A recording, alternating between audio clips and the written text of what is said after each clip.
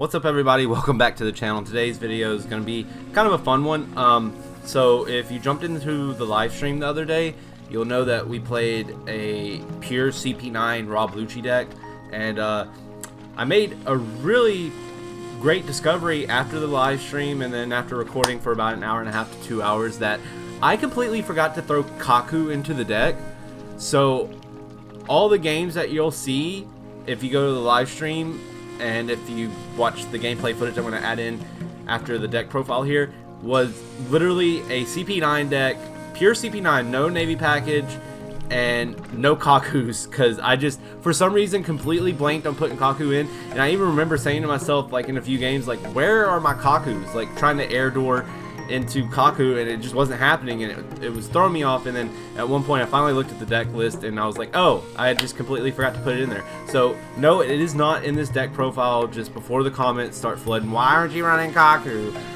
That's why. I just completely forgot, and there's nobody in live chat that pointed it out when I was building the deck, like throwing the deck list together live before going into gameplay. Just because I stream at weird times, a lot of times it's like 12, 1 o'clock CST, so during my lunch hour. But yeah, if you ever want to catch a live, just watch out on the channel, turn on notifications. I go live kind of midday, Monday and through Fridays. It could be any of those days. I'm getting better at getting a for sure schedule down, but weekends, Saturdays and Sundays, you probably won't see me live too much. But yeah, Mondays through Fridays. Typically I try to shoot for like Mondays, Wednesdays, and Fridays if I'm going to stream, if I'm not going to put up a regular video. But anyways, enough of all that. Let's jump into the profile here. Everything will be by like cost numbers as far as the characters go, but obviously we start off with the leader, Lucci. I don't have any fancy alt arts or anything, so, but I do have the physical cards for this deck, so I figured it'd be fun that instead of jumping into the sim like we do for the gameplay, to just go ahead and do a physical card deck profile, because it's something I always wanted to do when I was into Yu-Gi-Oh and stuff. But I just never had the cards to fully do them. So now that I have cards that I can actually do these profiles with, I want to do them. So obviously we start off with the Searcher, Spandum. You play him down for 1 cost. You search 3 off the top of your deck, choose a CP9, throw the rest in the trash, which is great for Kaku and Rush Lucci, things like that that recur from the grave. So we start with the Spandum. And then we have 4 Wanzi. This is not going to be at 4 anymore. Once I have fixed the deck list and there's Kakus in there now. But 4 Wanzi. Wanzi's cool because on play, you may trash a card from your hand, and if your leader has CP, and KO one of your opponent's characters more or less. So like in the Zoro matchup and stuff, it would be cool with kind of clearing things out, because it's a 2-drop 4K. So even though it's not a 5K body, for a 2-drop and getting rid of something on your opponent's board, it is fun. And if you combine it with Lucci's ability of when an opponent's character is KO'd, you can discard 2 and restand. Late game, it can be cool, but typically you'll see me using it kind of like early to mid game just to kind of clear the boards. We have 3-drop Nero. It's a 5K body, 1K counter. Nothing really too fancy, just the fact that I'm running pure CP9, which I got the idea from a Asian deck profile I watched a few months ago that was just running pure CP9, and basically they had a very, very small Navy package, and they were just like, yeah, I run 4 of everything else that makes sense. That's CP9. So then we have probably the best blocker out of OP-03 to rival Borsellino. 3-drop 3K, 1K counter, blocker, can't be KO'd by effects, Fukuro. So Fukuro is just a blocker. He's the best blocker in the deck. Some people may argue that Bluno is a little bit better, but Blue knows a lot of resources, and while it can be good for offensive, Blue knows situational, where Fukuro, you're pretty much probably going to drop it to the board no matter what. Khalifa is a 2K counter.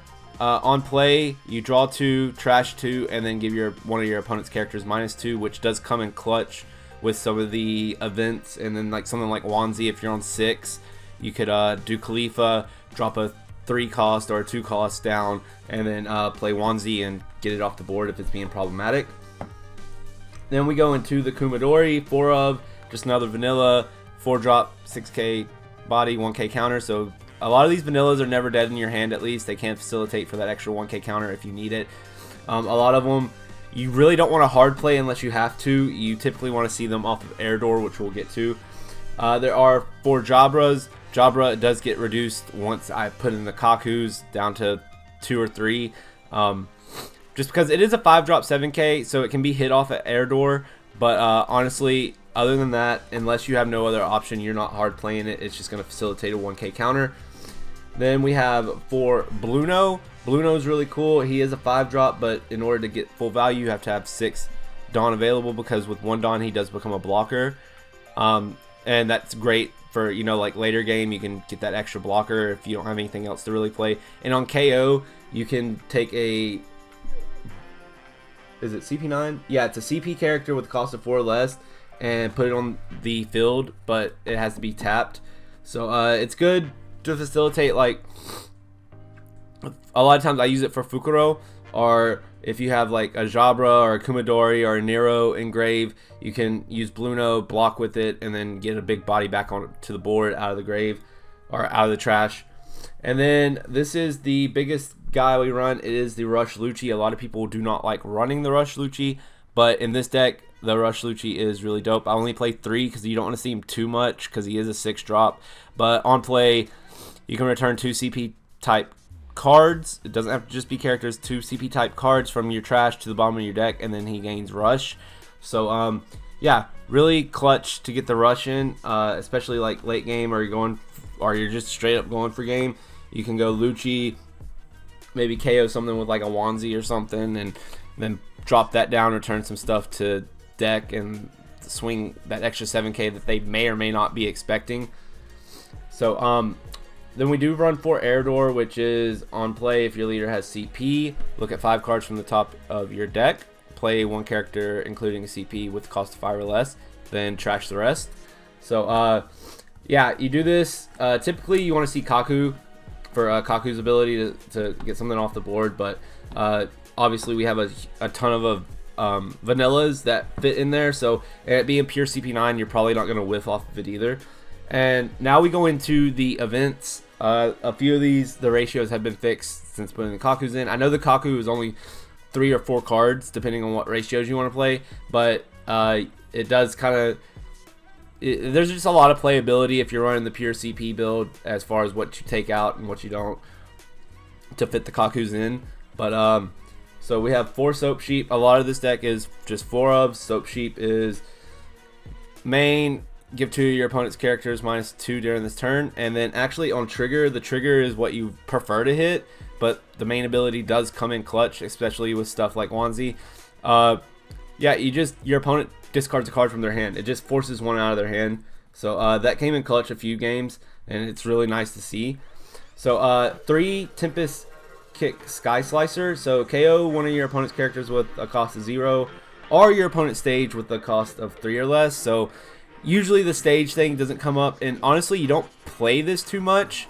I've learned that unless you hit the trigger of just draw 2 cards, just 2 free cards, if it's in your hand, a lot of times you want to save it for actually the next event, which is the 1 counter event we run in the deck, and it's 4 of 6 King Pistol. So it's a counter that is, you may trash 1 card from your hand up to one of your leader characters, gains 3K, so it's just a 3K counter. And the trigger is draw 1 card, then KO one of your opponent's characters with a cost of 1 or less. The trigger is cool because you get to draw the card and you don't have to KO, so there doesn't have to be a target. But yeah, 6 King Pistol, really good 3K counter, and you don't have to have any Dawn, you just have to have something in your hand to toss. So if you end up with like a dead Soap Sheep or a dead Sky Slicer, or even a dead air door, like, you have fodder for it. So that is the pure CP9 Lucci build. Obviously Kaku should have been in there. It probably would have ran a lot smoother and I wouldn't have had as much trouble. But with that being said, I will have a video up of some gameplay that I did with this deck as well, and it actually went a lot better than I thought. So I was gonna put that in this video, but this video is running kind of long as it is.